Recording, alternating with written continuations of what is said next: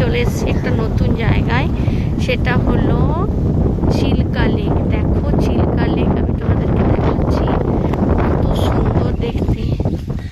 আর চিল্কা সম্বন্ধে আমরা তো অনেকেই অনেক কিছু জানি, তবুও আমি আজ দু চার কথা তোমাদের সাথে আলোচনা করি। চিল্কা কিন্তু ভারতের একটা লবণাক্ত হ্রদ। এটা কিন্তু লেগুন। লেগুন আসলে আমরা জানি যে মানে আমরা তো জানি যে চিল্কার কাছে আছে বঙ্গোপসাগর, সেখান থেকে একটা দিক হয়ে যায় বেঁকে, মানে সঞ্চয়ের ফলে সমুদ্র থেকে মানে কিছুটা স্থলভাগের অংশ সমুদ্রের দিকে চলে যায়, আর তার মাঝে কি হয়, সমুদ্রের জলটা আবদ্ধ হয়ে যায়, সেটাকে বলা হয় লেগুন।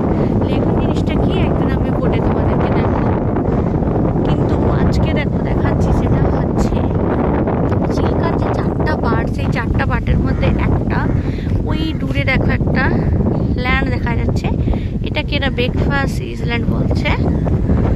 আর এখানে দেখো ফিশিং একটা গুরুত্বপূর্ণ জিনিস, কিন্তু আমি জুম আউট করলে তোমরা দেখতে পাবে কত মাছের জাল রয়েছে। আর এইখানে সবাই কিন্তু মাছ ধরে থাকে। এই যারা জাহাজ, মানে ছোট ছোট বোট আছে, মোটর বোট আছে, মানে চালানো বোটও আছে, পালতোলাও কিছু কিছু রয়েছে, সব কিন্তু এটা ফিশিংয়ের জন্য যায়।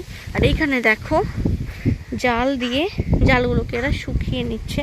আর এখানে মাছ এত এটা বেশি লবণাক্ত যে এখানের মাছ আমি নিজে খেয়েছি। এখানের এই মাছগুলোতে কিন্তু মানে যদি তুমি বিনা নুনেও রান্না করো কোনো ব্যাপারই নয়। আমি তো বিনা নুনেই রান্না করেছি, কিন্তু তাছাড়াও বিনা নুনে রান্না না করেও কিন্তু খাওয়া যাবে।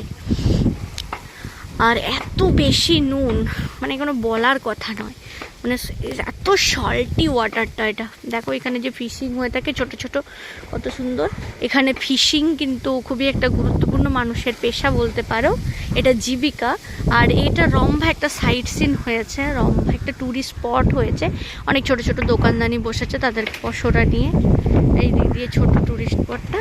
আর এখানে দেখো চারিদিকে সুন্দর সুন্দর পাহাড় দেখা যাচ্ছে, কত সুন্দর সুন্দর, মানে পাহাড়, সমুদ্র, লেক সব কিছু একই সাথে বলতে পারো সমস্ত বিষয়টা। খুবই সুন্দর, বসার জন্য চেয়ার রয়েছে ওই দূরে। আর দূরে এখানে অনেক রকম ছোট ছোট যে দ্বীপগুলো, সেগুলো আবার বিভিন্ন রকম নাম আছে। মানে যে দ্বীপ আমরা জানি না মাঝে মধ্যে চর হয়ে সৃষ্টি হয়, সেরকম দ্বীপও কিন্তু এখানে রয়েছে।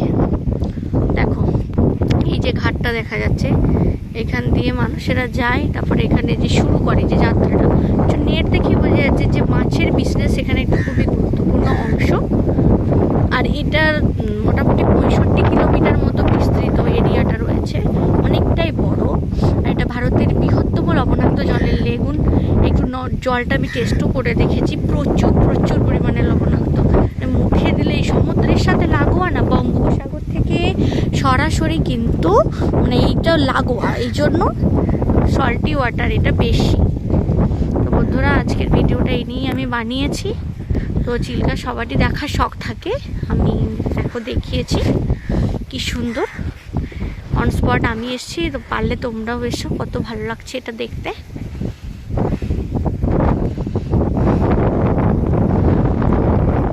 ছোট একজন আসছেন, উনি আসলে মাছ ধরার প্রস্তুতি নিয়ে শুরু করছেন।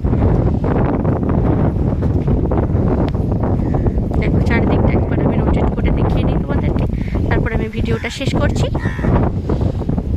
এখানে অনেক কিছু খাবারের দোকানদানি রয়েছে, মানুষের বসার জন্য ছোট ছোট জায়গাও আছে, যেহেতু এটা টুরিস্ট স্পট।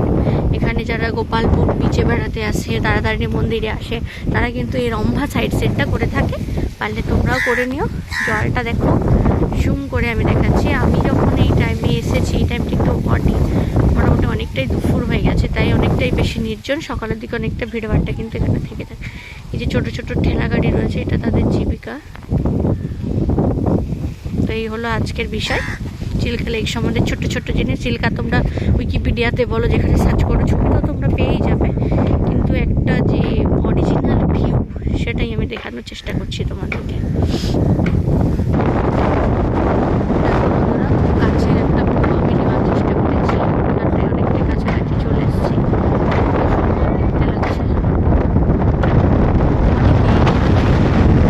অনেকে যাচ্ছে বেড়াতে, কিন্তু আমার যেহেতু বাচ্চা আছে সেহেতু